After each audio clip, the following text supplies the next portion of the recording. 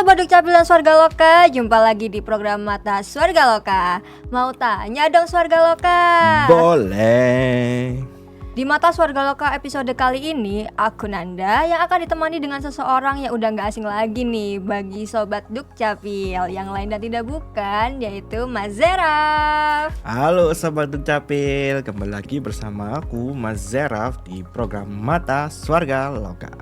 Halo Mas Zeraf, gimana nih kabarnya? Alhamdulillah sih hari ini kurang baik ya. Kenapa tuh? Ini aku lagi agak batuk-batuk gitu loh. Oh gitu ya, semoga cepat sembuh ya Mas Zeraf Iya, ya. makasih ya Nanda. Kalau kamu sendiri gimana nih kabarnya? Alhamdulillah baik sekali.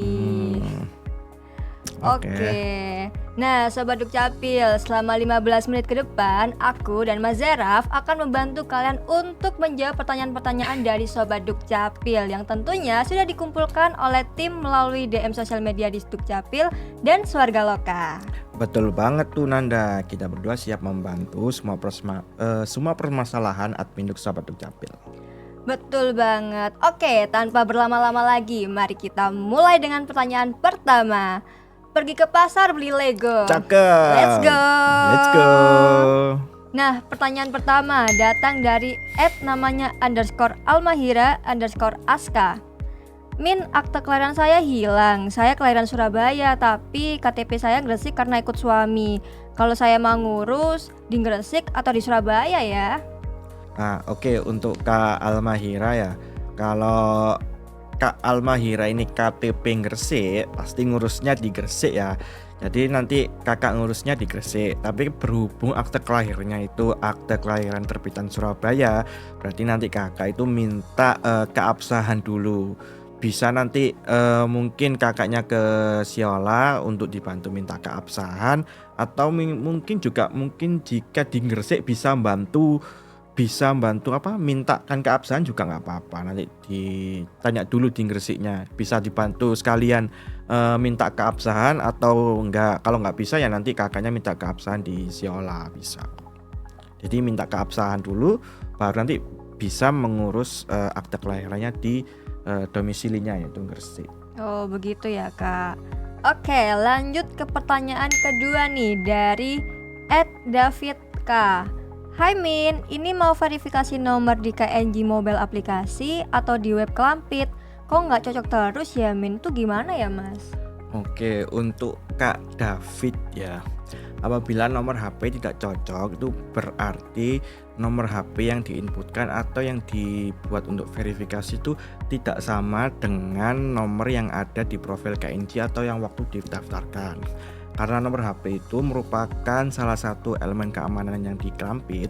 Jadi satu orang itu cuma boleh satu HP dan tidak bisa dirubah mandiri, melainkan wajib datang langsung ke Siola. Jika ingin merubah nomor HP atau informasi lain yang ada di akun pribadi di Klampit, wajib dilakukan di kantor Dukcapil dengan membawa KTP dan tidak dapat diwakilkan karena banyak data pribadi di akun Klampit.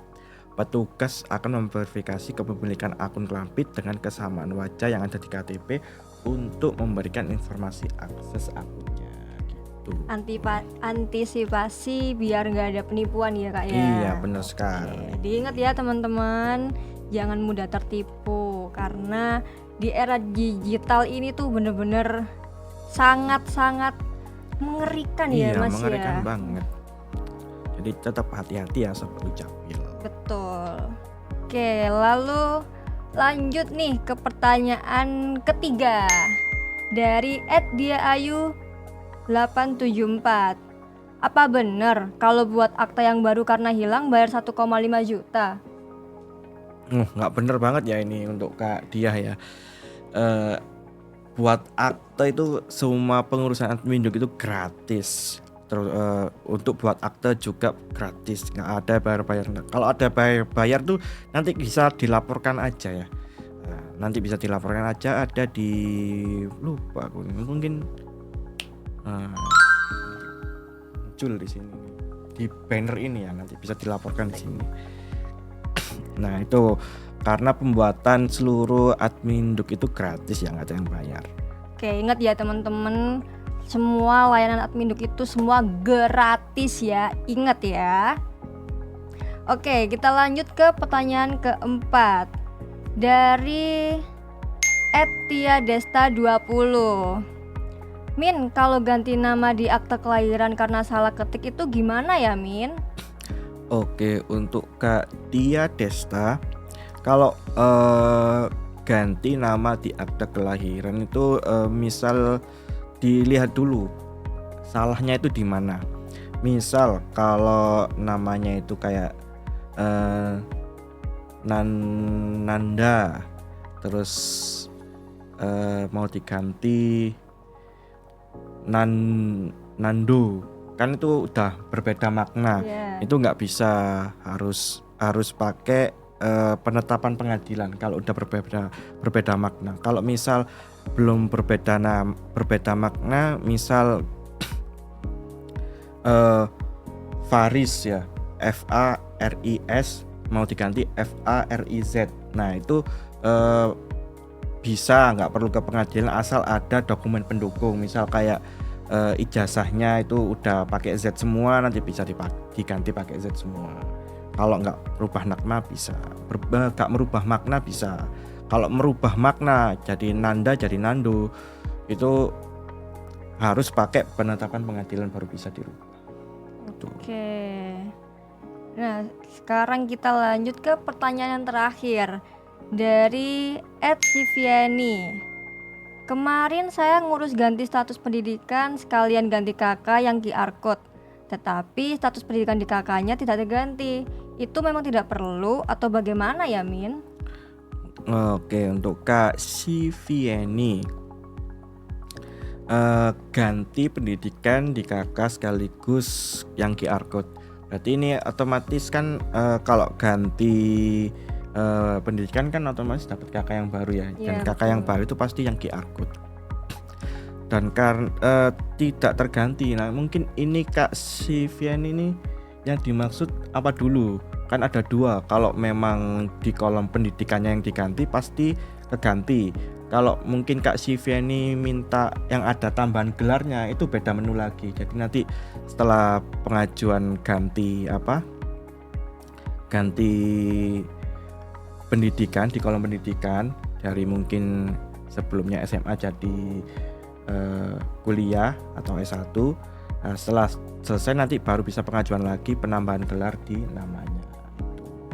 Kalau mau ada gelarnya di namanya, jadi beda menu emang kalau mau menambahkan gelar.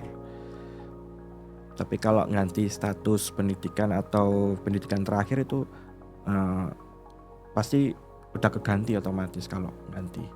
Nggak perlu kalau nggak pakai gelar. Kalau pakai gelar nambah lagi pengurusan lagi. Oh, jadi beda menu ya Kak ya? Beda menu. Oke. Wah, nggak kerasa nih kita udah menjawab semua pertanyaan dari Sobat Dukcapil. Dan sekaligus akan mengakhiri Mata Swarga Loka episode hari ini. Gimana kesannya Mas Zeraf setelah berbagi informasi bareng Sobat Dukcapil? Wah, kesannya sih banyak ya. Semoga bisa membantu Sobat Dukcapil semua dalam menjawab menyelesaikan atau mencari solusi dari permasalahan yang telah diajukan tadi ya. Oke, betul banget. Aku juga senang banget nih.